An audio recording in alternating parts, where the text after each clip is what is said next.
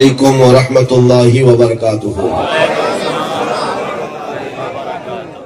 الحمد للہ الحنان المنان الذي خلق الانسان وعلمه البيان، والصلاة والسلام على رسوله سید الانس والجان وعلى آلہ واصحابہ ذوی الخیر والاحسان، اما بعد فأعوذ بالله من الشيطان الرجيم، بسم الله الرحمن الرحيم. ومن يبتغي غير الإسلام دينا فلن يقبل منه وهو في الآخرة من الخاسرين.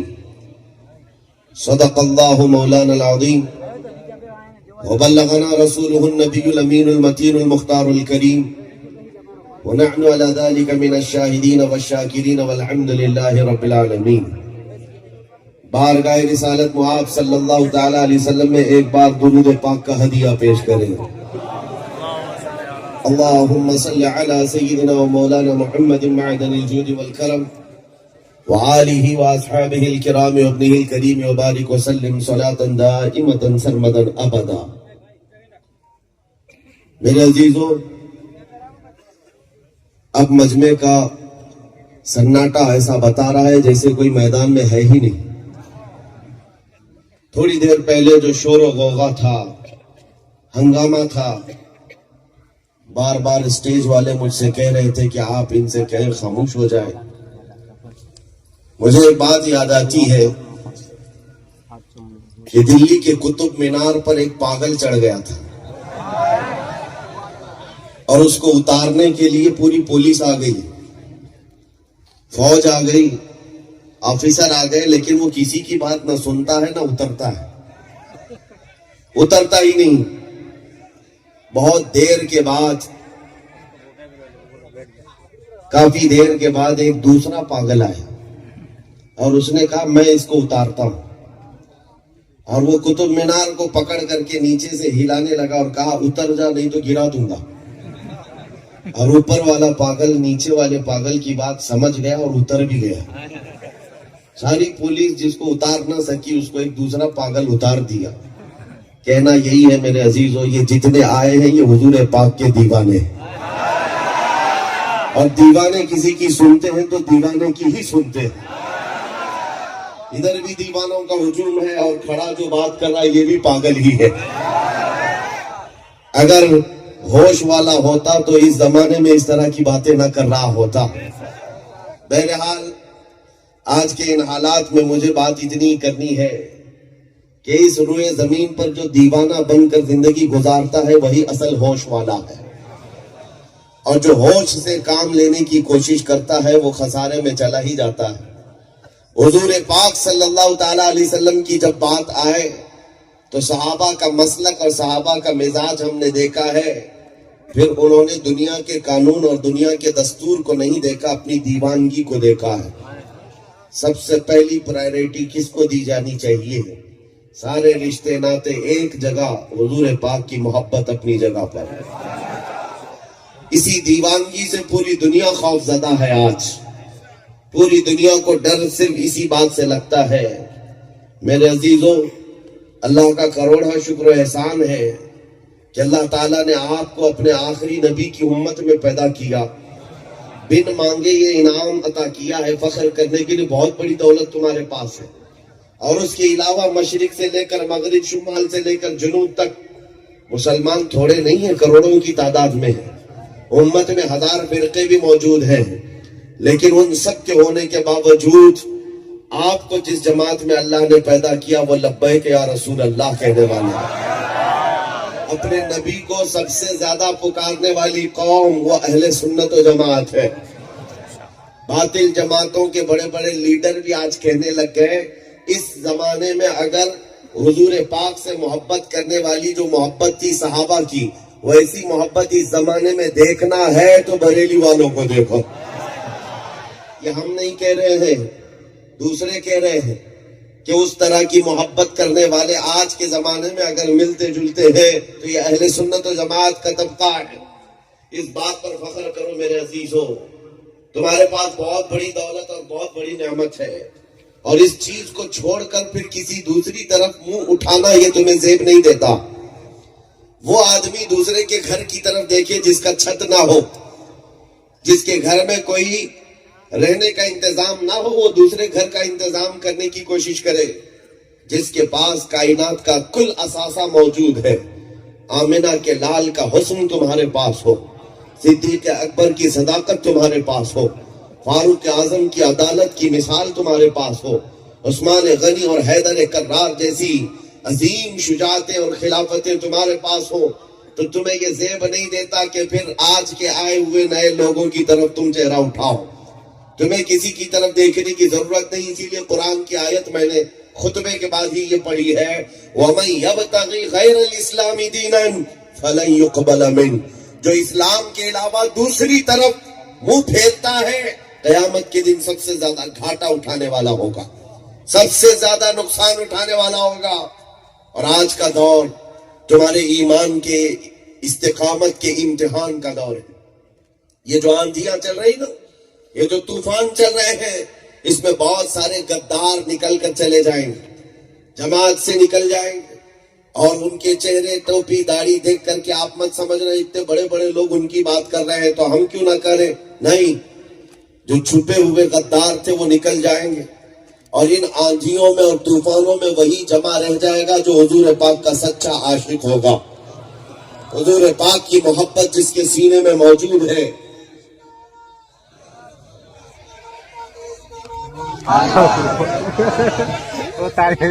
کیمرے والے آپ تھوڑا سا آپ سائڈ ہو جائیں، اب یہ کسی کو نہیں برداشت کریں گے، اسی لیے کہ ہم لوگ ہڈی برداشت نہیں کرتے۔ بس توجہ سے سن لیجئے، تھوڑی دیر شور و غوغا کم ہو جائے۔ اب بات میں آگے بڑھاتا ہوں، کوئی بات نہیں، وہ اپنا کام کر رہے ہیں، آپ اپنا کام کریں، آپ اپنی طرف دیکھیں۔ حضور پاک صلی اللہ تعالی علیہ وسلم کی جب بات چل رہی ہے تو آپ کی توجہ ادھر ادھر نہ جائے، بس توجہ۔ ہم بات کر رہے ہیں شہنشاہ اعظم کی، بادشاہ اعظم کی۔ آج میں صرف اور صرف لمبا سفر طے کر کے آپ تک اسی لیے پہنچا، یا جہاں تک بھی جاتا ہوں صرف ایک بات کرنی ہے، ایک بات کرنی ہے۔ تاریخ ہر دور میں پلٹ کر کے آ جاتی ہے، ہر 100 سال کے بعد ہر دور میں پیدا ہوتے ہیں یزیدی فتنے، ہر دور میں شبیر جنم لیتے ہیں۔ یہ آج جو حالات پیدا کیے جا رہے ہیں یہ تمہارے امتحان کا وقت ہے میرے عزیزوں۔ کہیں ان طوفانوں میں خس و خاشاک کی طرح بہہ کر کے مت چلے جانا۔ آج جیسے کچھ لوگوں کو دیکھا گیا بہت زیادہ جشن منا رہے کفار و مشرکین، تو چلو ہم بھی وہاں چلے جاتے، ہم بھی تھوڑی پوجا پاٹ کر لیں گے، ہم بھی کشکا لگا لیں گے، ہم بھی دھوتی پہن لیں گے، تاکہ ان کی بھی بات رہ جائے گی، ان کی بھی بات رہ جائے گی۔ یہ اس طرح کے صلح کلی لوگوں کا امتحان ہے اس زمانے میں، اور آپ کو یہ دیکھا جائے گا دولت کا نشہ، طاقت کا نشہ، سکتہ، حکومت، پاور، سب تمہارے سامنے آ کر کے رقص کنا ہوں گے، ناچ رہے ہوں گے اور تمہیں دعوت دے رہے ہوں گے، آ جاؤ ادھر۔ پارٹی بدلنے والے کتنی جلدی بدلتے ہیں آپ کو پتا ہے ہندوستان میں۔ شام میں کسی اور پارٹی میں تھا، صبح اٹھ کے پتا چلا یہ ادھر چلا گیا ہے، یا بہت تیزی سے بدلنے کا زمانہ ہے۔ آپ کے سامنے بھی یہ حالات آئیں گے، کتنی جلدی بدلتے ہو۔ لیکن میرے عزیزو اس بات پر قائم رہو، تمہارے سامنے چاہے دنیا کی سب سے بڑی سہولتیں آ جائیں، سب سے بڑی انعام کی لالچ کیوں نہ آ جائے، اس وقت تمہارا ایمان یہ کہنا چاہیے اپنا سب کچھ گنبد خضرا کل بھی تھا، اور میرے نبی سے میرا رشتہ کل بھی تھا، اور بتلا دو گستاخ نبی کو غیرت سنی زندہ ہے، ان پہ مر مٹنے کا جذبہ کل بھی تھا، اور نعرہ رسالت مسلک اعلی حضرت۔ نبی پاک صلی اللہ تعالی علیہ وسلم کے دربار میں مکہ کے مشرکین آئے تھے اور انہوں نے کہا تھا اے محمد عربی صلی اللہ علیہ وسلم، ہم آپ کے دین میں ساتھ ساتھ چلیں گے، بس ایک ہی شرط ہے، آپ ہمارے خداؤں کے اوپر ایک بار ہاتھ رکھ دیجئے، جن کی ہم پوجا کرتے ہیں، جن کی عبادت کرتے ہیں، ایک بار آپ ہاتھ رکھ دیجئے، ہم آپ کے اس میں آئیں گے، دونوں برابر چلتا رہے گا۔ نبی پاک صلی اللہ تعالی علیہ وسلم نے کیا فرمایا؟ ہاتھ رکھنا دور کی بات، نظر اٹھا کر بھی نہیں دیکھوں گا۔ اور پوری سورہ نازل ہو گئی قرآن پاک میں، قل یا ایھا الکافرون لا اعبد ما تعبدون، اے محبوب آپ فرما دیں اے کافروں، میں اس کی عبادت نہیں کرتا جس کی تم عبادت کرتے ہو۔ یہ پوری سورہ موجود ہے یا نہیں قرآن پاک میں؟ لہذا تمہارا ایمان بھی یہ کہ ہے کہ ہم اللہ رب العزت کے دربار میں اپنی پیشانی جھکاتے ہیں، اس کے علاوہ کہیں ہماری پیشانی نہیں جھکتی۔ یہ دنیا کی واحد قوم ہے مسلمان۔ ساری جتنے بھی دھرم ہیں، جتنے بھی ادیان ہیں، ان کو جا کر دیکھ لینا، ان کی عبادت کرنے کے جو طریقے ہیں، جب جھکنا ہوتا ہے تو اپنے اپنے خدا کی کوئی تصویر ہوتی ہے یا صورت ہوتی ہے، اس کو دیکھ کر جھکتے ہیں۔ صرف مسلمان ہیں، کروڑوں مسجدیں جا کر دیکھ لو، کہیں خدا کی کوئی تصویر ہے؟ نہیں ہے۔ نہ ہی کوئی مسلمان آ کر امام صاحب سے پوچھتا ہے کس کو دیکھ کر جھکو، نہیں۔ ان کی شان ہے یؤمنون بالغیب، یہ غیب پر ایمان لانے والی جماعت ہے۔ صرف نام اللہ کا لیا جائے، ہماری پیشانی زمین پر چلی جاتی۔ اور دوسری ایک اسپیشلٹی میں آپ کو بتاؤں، آپ مسجدوں میں جاتے ہیں، اپنے امام کو دیکھتے ہیں، امام سے میں کہتا ہوں امام صاحب اپنے باپ کا نام لے کر کے رکوع میں جھکا کر دکھاؤ، کسی بادشاہ کا نام لو اور قوم سے کہو چلو سجدے میں گر جاؤ، کوئی نہیں جھکے گا۔ ہاں اگر ایک کسان کا بچہ بھی حافظ قرآن اللہ کا نام لے لے تو بڑے بڑے سورما بھی پیشانی جھکا دیتے۔ پیچھے کھڑا ہوا بادشاہ ہی کیوں نہ ہو، اللہ اکبر کہا جائے تو پیشانی جھکتی ہے کہ نہیں جھکتی؟ یہ بات اس لیے میں کہہ رہا ہوں، ان ظالموں کو یہ پتہ چل جانا چاہیے، اس پیشانی کو جھکانا ہو تو صرف ایک ہی نام ہے، وہ اللہ اکبر۔ اس کے علاوہ کسی نام سے یہ پیشانی کبھی نہ جھکی تھی، نہ ہاں 5 سال کی حکومتوں کے سامنے جھکنے والی پیشانی نہیں ہے۔ اللہ رب العزت کے دربار میں جھکنے والی یہ پیشانی، جس کو اللہ تعالیٰ نے اتنا محفوظ رکھا، تفسیر میں فرمایا گیا ہے بکری، بیل، بھینس، یہ سارے جانور جو ہے کھانا اپنا منہ زمین پر لگا کر کھاتے ہیں، چارہ ان کا نیچے پڑا ہو، سر جھکا کر کے کھاتے ہیں کہ نہیں کھاتے؟ لیکن انسان کو اللہ تعالیٰ نے سر جھکا کر چاٹ کر کھانے والی عادت نہیں دی، ہاتھ سے اٹھاؤ اور منہ تک لے جاؤ۔ کیوں؟ رزق کے سامنے بھی تمہاری پیشانی مولا جھکنے نہیں دیا، کیونکہ یہ پیشانی رزق کے سامنے نہیں، رزاق کے سامنے جھکے گی۔ رزق کے سامنے بھی نہیں جھکنے دیا ہے رب تعالیٰ نے، اور رزاق کے سامنے جھکتی ہے۔ تو آج پھر مجھے یہ افسوس ہوتا ہے، تھوڑی سی کسی کے پاس چربی آ گئی تو اس کو دیکھ کر کے اگر ہمارا کوئی بچہ سر جھکانے کی بات کرے، میں کہتا ہوں بڑا بد نصیب ہے، جس کے پاس کائنات کا سب سے عظیم دین ہے، اسے یہ زیب نہیں دیتا کہ پھر وہ دوسری چمک چاند کی طرف دیکھے، کسی چکا چوند چاندنی کی طرف دیکھے، ہرگز اسے زیب نہیں دیتا۔ ہاں اب حالات کے اعتبار سے کیا ہونا چاہیے جو بار بار ہمیں کچوکے لگائے جاتے ہیں؟ دیکھو حالات کے ساتھ برابر ہو جاؤ، مصلحتوں کو دیکھو، حکمتوں کو دیکھو۔ یہ نعرے بہت ساری جگہوں سے آ رہے ہوں گے ابھی، میں کہتا ہوں میرے عزیزوں، حضور پاک صلی اللہ تعالیٰ علیہ وسلم سے زیادہ مصلحت جاننے والا کوئی ہو سکتا ہے؟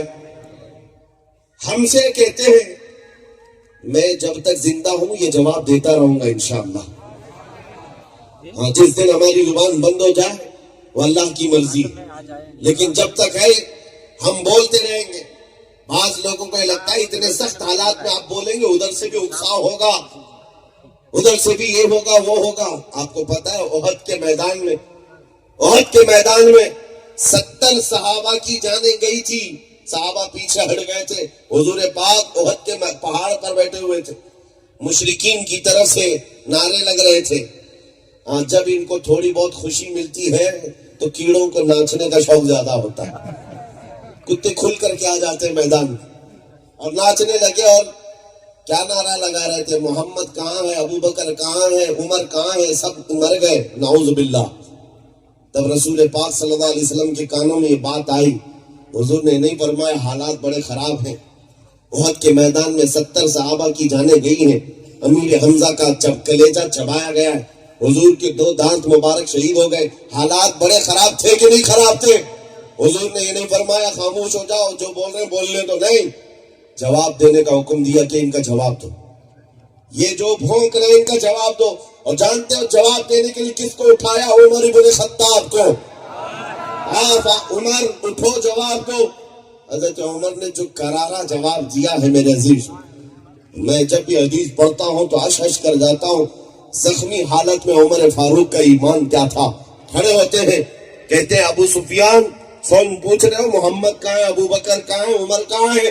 محمد بھی زندہ ہے، ابو بکر بھی زندہ ہے، عمر بھی زندہ ہے، اور تمہاری آنکھوں میں کرتے رہیں گے، چھپتے رہیں گے. ادھر سے پھر نعرہ لگنے لگا اول حبل. حبل ان کے خدا کا نام ہے کہ حبل کی جے ہو، حبل کی جے ہو. حضور نے فرمایا عمر جواب دو، حبل کی جے ہو. تو حضرت عمر نے کہا اللہ اجل، اللہ اجل، اللہ بلند و بالا ہے، اللہ بلند و بالا ہے. جواب ہو رہا تھا کہ نہیں ہو رہا تھا؟ اس کے بعد پھر ادھر مشرکین کی طرف سے نعرہ لگنے لگا لنا عزا ولا عزا لکم. عزا ان کی ایک دیوی کا نام ہے. دیوی یعنی خدا وہاں مذکر بھی ہوتا ہے مؤنث بھی ہوتا ہے، دونوں ہوتے ہیں نا، گاڈ اور گاڈیس. ان کی جو گاڈیس تھی اس کا نام تھا عزا، عزت دینے والی دیوی. مشرکین پکارنے لگے ہمارے پاس عزت دینے والی دیوی ہے، تمہارے پاس کوئی نہیں. حضور نے حضرت عمر سے کہا جواب دو. عمر، حضرت عمر نے کیا جواب دیا؟ کہا اللہ مولانا ولا مولا لکم، اللہ ہمارا مددگار ہے، تمہارا کوئی نہیں. اس میدان میں بھی، احد کے میدان میں یہ کرارا جواب. اس کے بعد ابو سفیان نے کہا عمر کتنا جواب دو گے؟ دیکھو بدر کے میدان میں تم نے 70 ہمارے مارے تھے، اور احد کے میدان میں 70 ہم نے تمہارے مارے تھے، دونوں برابر ہو گیا. 1 سال پہلے تم نے ہمارے 70 مارے تھے، سال بھر کے بعد 70 ہم نے تمہارے مار دیے، جنگ برابر ہو گئی. اس پر جانتے ہو خاموش نہیں، حضرت عمر نے کیا بے مثال جواب دیا.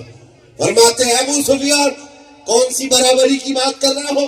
بدر میں تمہارے 70 مارے گئے اور احد میں 70 ہمارے شہید ہوئے، کون سی برابری ہے؟ کوئی برابری نہیں.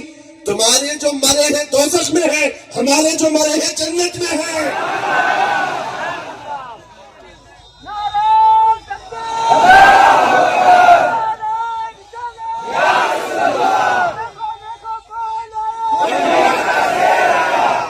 یہ بات میں اس لیے عرض کر رہا ہوں میرے عزیزوں، جن کو یہ لگتا ہے کہ کچھ نہ بولنا چاہیے تو پھر وہ حضرت عمر سے کہیں بڑے حالات خراب تھے احد کے میدان میں، آپ کیوں بول رہے تھے؟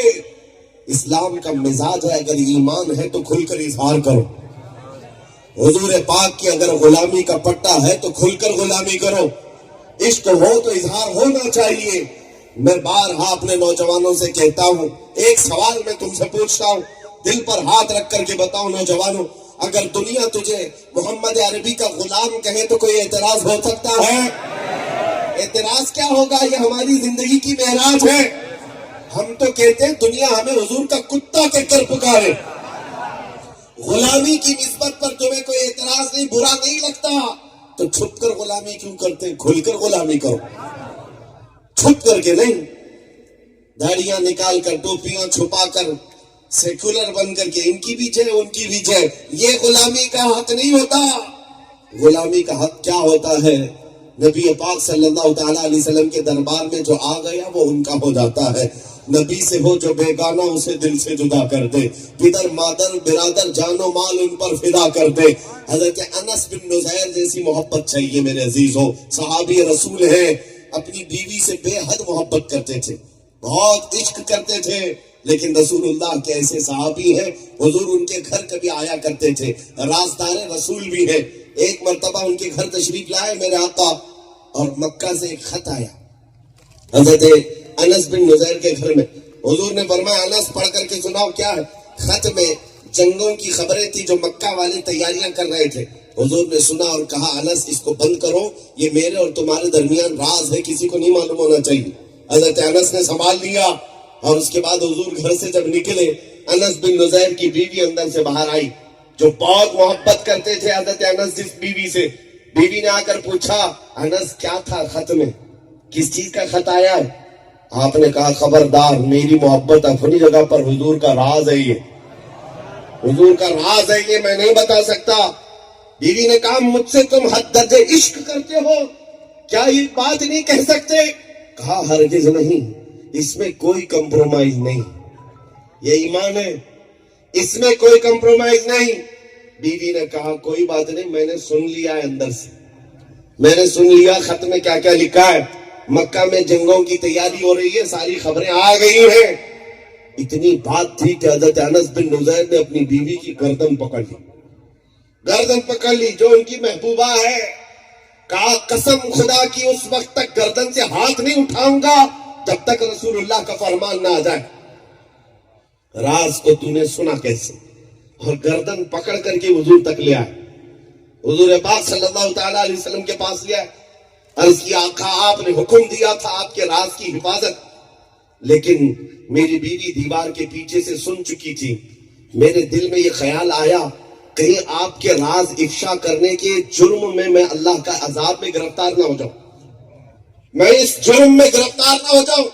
آقا گردن پکڑ کر کے لائے، حکم ہو تو یہی ختم کر دو، یہ راز ختم ہو جائے گا۔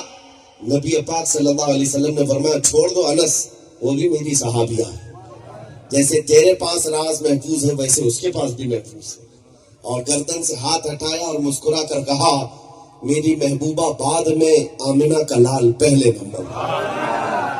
ایمان کا یہ درجہ ہے، ایمان کا یہ درجہ ہے، ساری زندگی کے معاملات بعد میں، جس کو اقبال کہتا ہے آبرو ماں زنا میں مصطفیٰ، ہم سب کی عزت و آبرو مصطفیٰ کے نام سے ہے، ہر چے دلی دنیا باد مصطفیٰ، جو کچھ دنیا میں ہے وہ مصطفیٰ کے بعد ہے، حضور کے بعد ہے۔ آج ان حالات میں اے نوجوانوں، سب سے پہلی پرائیورٹی تمہیں حضور کے اخلاق کو دینی چاہیے۔ حضور پاک صلی اللہ تعالیٰ علیہ وسلم کی سنتیں تمہاری زندگی کا مشن نہیں بلکہ عین دستور ہو جائے۔ مجھے جینا ہے تو مدینے کے تاجدار کی طرح جینا، تب یہ زندگی کے بہاریں اور اسلام کی عزت کی بہاریں تمہارے محلوں میں گلی کوچوں میں آ جائیں گی۔ ورنہ ہوتا کیا ہے میرے عزیزوں، جب شیر اپنے شیری بھول جاتا ہے تو کتے بھونکنے لگ جاتے ہیں، اور حالات یہی ہے، کتوں کو مقام مل جاتا ہے اور اس کو بھونک بھونک کر کے یاد دلاتے ہیں تیرا کام یہ نہیں ہے نالی گٹر چوک پر بیٹھنا، تو محمد عربی کا شعر ہے، کھڑا ہو جا۔ اور انشاءاللہ العزیز جس دن تم کھڑے ہو گئے، میں کس بات کے لیے کہہ رہا ہوں، صرف اور صرف حضور پاک کے اخلاق کی اور ان کی سنتوں کی اور ان کے محبت کے جامے پہن کر نکل پڑو۔ بس بات اتنی ہے، ایک ادھیکاری صاحب ہیں وہ کہہ رہے تھے کہ آپ اتنا بھڑکاتے ہیں بیانوں میں، بھڑکاؤ بیان ہوتے ہیں۔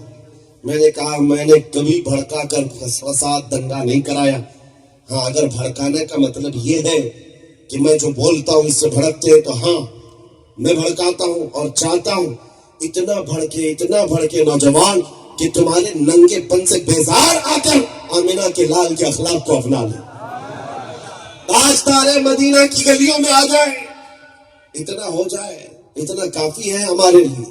اسی لیے میرے عزیزوں، آج سے 100 سال پہلے سے بریلی کے امام آواز دے رہے تھے آج لے ان کی پناہ، آج مدد مانگ ان سے، کل نہ مانیں گے قیامت میں اگر مان گیا، انہیں جانا انہیں مانا، نہ رکھا غیر سے کام، للہ الحمد میں دنیا سے مسلمان گیا۔ میرے عزیزوں، نبی پاک صلی اللہ تعالیٰ علیہ وسلم کے دربار میں صحابہ اکرام نے جو پرائیورٹی رکھی تھی، یہ تو صحابہ ہیں، لیکن ایک جانور کی بات میں بتاؤں، خیبر کے موقع پر ایک خچر حضور کی بارگاہ میں تحفہ دیا گیا تھا، ہدیتاً بھیجا گیا، اور حضور پاک نے لیا چابی، اپنے ہاتھوں سے کھولا اور ساری آلائش کو پاک کیا، سب نکال پھینکا، کعبے کو کعبہ بنایا کس نے؟ میرے مصطفیٰ نے۔ ہاں، اس کو طہارت اور اس کو پاکیزگی عطا ہوئی، اور اس کے بعد حضور باہر تشریف لاتے، سنو، چابی لٹکا کر کے فرماتے آج میں یہ چابی اس کے ہاتھ میں دوں گا جس کے پاس یہ چابی قیامت تک رہے گی، کوئی چھین نہیں پائے گا۔ کتنا بڑا دعویٰ ہے یہ، اسی کی نسل میں رہے گی، کوئی چھین نہیں سکے گا۔ حضور نے فرمایا، صحابہ کہتے ہر ایک کے دل میں خواہش آئی کہ کاش یہ چابی ہم کو مل جائے. صدیق اکبر، فاروق اعظم، عثمان غنی، حیدر کرار، اب حضرت عباس سب کہتے ہیں اس وقت یہ خواہش آ رہی تھی کہ چابی ہمیں مل جائے. حضور پاک صلی اللہ علیہ وسلم نے 2 بار اعلان کیا. اس کے بعد مجمع تھا 10,000 کا، سب کی گردنیں اٹھی ہوئی ہیں کہ چابی کس کو دی جائے گی. حضور پاک منبر پر کھڑے ہوئے اور پھر پکارا، عثمان بن شیبہ ادھر آؤ، جس کے پاس چابی پہلے سے تھی. اور آنے کے بعد کہا میرا رب فرماتا ہے جس کی امانت ہے اسی کو دے دیا جائے. حضور نے چابی دی. عثمان بن شیبہ کہتے ہیں میرے تو ہوش و حواس میں بھی نہیں، وہم و گمان میں بھی نہیں. حکومت ان کی، سارا قبضہ ان کا، اختیار ان کا، صحابہ سب یہاں ہیں، چابی مجھے دی جا رہی ہے. کہا اشہد ان محمد رسول اللہ، میں گواہی دیتا ہوں کہ محمد اللہ کے رسول ہیں. اور وہی عثمان بن شیبہ چابی زندگی بھر سنبھالے رہے ہیں. قسم رب ذوالجلال کی 14 صدیاں گزر گئی، آج بھی جا کر دیکھو چابی شیبہ خاندان میں ہی موجود. آج بھی سعودی کے جتنے بادشاہ آئے جائیں، کوئی بھی آئے، چابی اس خاندان سے کبھی ہٹی نہیں. آج بھی کلید بردار کعبہ جو ہیں وہ حضرت عثمان بن شیبہ کے خاندان کے متولی، انہی کے پاس چابی ہوتی ہے. کعبے کو پاک کیا حضور پاک صلی اللہ علیہ وسلم نے.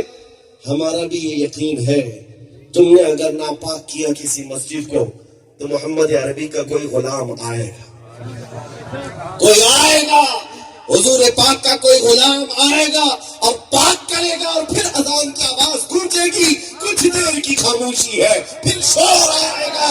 آج کتوں کا وقت ہے، کل ہمارا دور آئے گا. نعرہ تکبیر، نعرہ رسالت، ترجمان مسلک اعلی حضرت.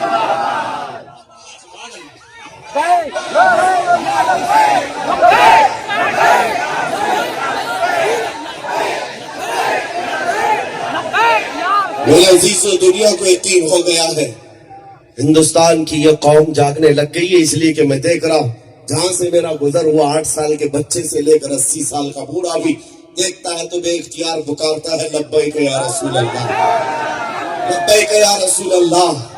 اور یہ جس دن یقین کے ساتھ تم پکارو گے تو اس کا اثر بھی بڑا ہے، اثر بڑا ہے. کوئی پریشان آدمی سوشل میڈیا پہ بھوک رہا تھا، کہہ رہا تھا یہ کہاں کا نعرہ ہے، یہ پاکستان کا نعرہ ہے، ادھر کا نعرہ ہے، ادھر کا نعرہ ہے. تجھے پتا نہیں اس کا ترجمہ کیا ہے تو کیوں بھوک رہا ہے، کیوں بھوک رہا ہے؟ یہ جو غلام ہے یہ تیرے باپ کو نہیں پکار رہے، اپنے آقا کو پکار رہے. لبیک یا رسول اللہ کا مطلب کیا ہے؟ اے اللہ کے رسول ہم حاضر ہیں. اور یہی ہمارا ایمان ہے، یہی ہمارا ایمان ہے. کروں تیرے نام پہ جاں فدا، نہ بس ایک جاں دو جہاں فدا، 2 جہاں سے بھی نہیں جی بھرا کروں کیا کروڑوں جہاں نہیں. میرے عزیزو، مرنے سے ڈر لگتا ہے؟ موت اس کے لیے حادثہ ہے جس کو بعد میں جلنا ہے، جلنا ہے، جلنا ہے. مومن کے لیے موت حادثہ نہیں، تحفہ ہے. ادھر آنکھیں بند ہوں کی ادھر مصطفیٰ کی زیارت ہو. یہ تحفہ ہے کہ نہیں ہے؟ بچپن میں ایک بزرگ سے کسی نے پوچھا تھا کہ شادی میں تیار ہو کر دولہے جاتے ہیں، یہ تو سمجھ میں آتا ہے آج شادی ہے، لیکن جنازے کیوں تیار ہو کے جاتے؟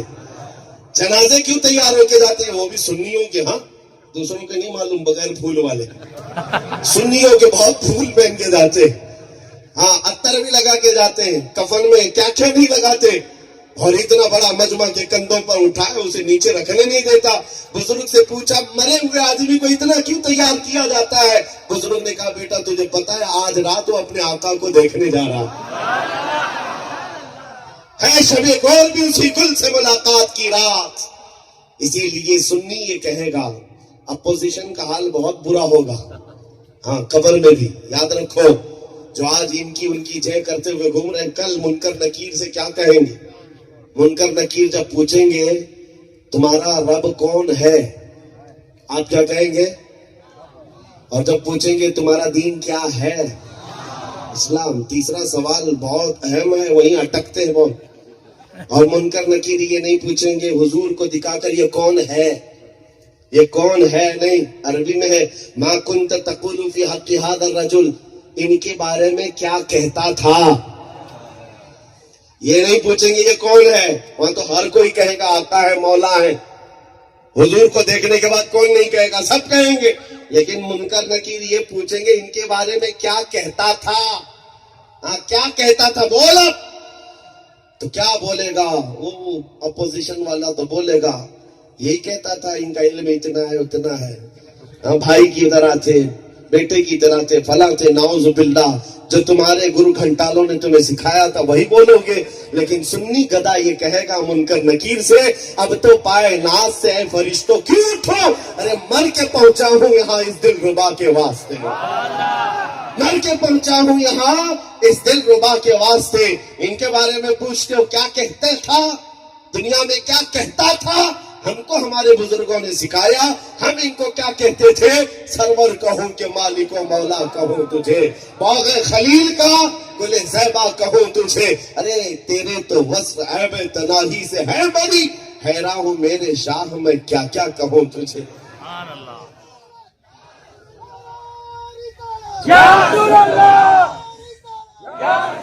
توجہ میرے عزیزوں، آج سے آج ڈر لگتا ہے، اسی بات پر میں گفتگو کر رہا ہوں۔ مرنا تو ہے، موت تو آنی، اور دنیا کی سب سے بڑی گھٹنا موت ہے، اس کے بعد کچھ نہیں، اس کے بعد بھی کچھ ہے، سب سے بڑی گھٹنا موت ہے، اور موت مومن کے لیے تحفہ ہے۔ الموت جسر یوصل الحبیب الی الحبیب، موت ایک برج کا نام ہے، ایک حبیب کو دوسرے حبیب سے ملا دیتی ہے۔ موت گھٹنا ہے سب سے بڑی دنیا کے اعتبار سے۔ اب سنو جو بہت بڑا ہارڈ کوشچن ہے، بڑا چبھتا ہوا سوال جو تمہیں بار بار کیا جاتا ہے، جواب بھی اسی طرح کا ہونا چاہیے۔ نوجوان کہتے ہیں تمہارا دین سچا، تمہارا نبی سچا، تمہارا خدا سچا، تمہاری کتاب سچی، تو پھر یہ دنیا میں سب سے زیادہ تم کیوں مارے جاتے ہو، سب سے زیادہ تم کیوں کاٹے جاتے ہو؟ جاؤ دیکھو فلسطین غزہ میں کتنوں کو قتل کر دیا، سیریا میں تو قبرستان بنا دیا، یمن میں، عراق میں، شام میں، افغان میں، برما میں، ہر جگہ تم کاٹے جاتے ہو۔ یہ سوال آتا ہے کہ نہیں آتا ہے؟ اور اس وقت آپ کو کیا لگتا ہے؟ ہاں ہم ہی لوگ مارے جا رہے ہیں، طاقت و قوت ان کے پاس ہے۔ میرے عزیزو یہ نہیں ہے، نروس ہونے کی بات نہیں۔ اس ظالم کو کہو تجھے پتا نہیں ہماری حقیقت کیا ہے، ہم اپنے آقا و مولا کو شمع سمجھتے ہیں اور ہم پروانے ہیں، اور پروانہ دنیا میں آتا ہی ہے مرنے کے لیے۔ مفتی اعظم ہند نے کیا فرمایا؟ تو شمع رسالت ہے، عالم تیرا پروانہ، تو ماہ نبوت ہے، اے جلوے جانا جہاں۔ میرے عزیزو اگر ہم مرتے ہیں تو یہ کوئی نئی بات نہیں ہے، ہم پروانے ہیں۔ حضور کے پروانے ہیں کہ نہیں ہیں؟ نبی پاک کے پروانے ہیں کہ نہیں ہیں؟ تو اگر موت ہوتی ہے تو یہ حادثہ نہیں ہے۔ بہرحال اب آؤ ان حالات میں اپنے ایمان کی حفاظت کیسے کریں؟ نعرے لگا کر کے نہیں، جوش میں اچھل کود کر کے نہیں، صرف احتجاج اور پروٹیسٹ کر کے نہیں، اپنے ایمان کی حفاظت اور اپنے دین کی حفاظت اپنے اخلاق سے کرنی ہوگی، اپنے اعمال سے کرنی ہوگی۔ تم کہیں بیٹھ کر میدان میں نعرہ لگاؤ، یہ بڑا آسان کام ہے، یہاں پر کھڑے ہو کر گفتگو کرو، یہ بڑا آسان کام ہے، لیکن میدان میں جب اترو عمل کر کے دکھاؤ کہ دنیا مجھے گانے باجے کی طرف بلاتی ہے، میں ٹھوکر مار کر کہوں گا نہیں میں میرے نبی کا غلام۔ دنیا تاش کے پتوں پر بلاتی ہے اور شراب کے اڈوں پر بلاتی ہے، جوے کے بازاروں میں بلاتی ہے، تب تمہیں ہوش آ جانا چاہیے، نہیں میری نسبت مدینے کے تاجدار سے، مجھے یہ زیب نہیں دیتا۔ حرام کاریوں کی طرف جب دنیا تمہیں دعوت دے تم ٹھوکر مار کر کے آؤ اور اپنی نسبت کا خیال کرو کہ نہیں میری نسبت آمنہ کے لال سے، تاجدار مدینہ سے ہے، مجھے یہ زیب نہیں دیتا۔ میں آپ سے پوچھتا ہوں، میں اپنا ایک امامہ کسی نوجوان کو دے دوں، لے بیٹا اس کو لے، جو محبت کرتا وہ پہن کر کے جائے گا، فخر کرے گا کہ نہیں کرے گا؟ اس کو جس کو محبت ہے مجھ سے، لیکن وہ امامہ پہن کر کبھی ایسا نہیں ہوگا کہ شراب کی دکان پر کھڑا رہے، جا کر کے بازار میں، چوک پر، نکڑ پر آوارہ اپنی نگاہوں کو کر کے آنے جانے والی لڑکیوں پر نظر ڈالتا ہو، یہ پہن کر کے نہیں ہوگا۔ اس کو اتنا تو خیال ہے میرے سر پر کیا رکھا ہوا، دنیا کیا کہے گی۔ میں تو ایک عام آدمی میرے عزیز ہوں، میرا امامہ پہن کر کے تمہیں اتنا احساس ہو سکتا ہے تو حضور کی غلامی کا پٹا جب گلے میں ہے تو احساس کتنا ہونا چاہیے۔ غلامی جب تمہارے پاس ہے تو ہر گھڑی احساس ہونا چاہیے کہ نہیں میرا نام حضور پاک کے نام سے جڑا ہوا، اگر مجھ سے کوئی خطا ہوگی تو دنیا حضور تک انگلی اٹھائے گی، اگر میرے اعمال برے ہوں گے تو حضور پاک صلی اللہ تعالیٰ علیہ وسلم تک کوئی انگلی نہ اٹھائے. اس لیے میرے عزیزو ہر ایک کی ذمہ داری ہے امانت کے ساتھ، صدق و وفا کے ساتھ، اخلاص کے ساتھ جینا، اور اپنی زبانوں کی بھی حفاظت کرو. اپنی زبانوں کی حفاظت. جو تمہاری زبانیں کہتی ہیں یہ ترجمانی کرتی ہیں اپنے اخلاق کی، اور غلامی کی بھی، اور اپنے خاندان کی بھی. زبان دیکھ کر کے آدمی کی سمجھ میں آ جاتا ہے اس کی تربیت کیسی ہے. اس کے اخلاق دیکھ کر کے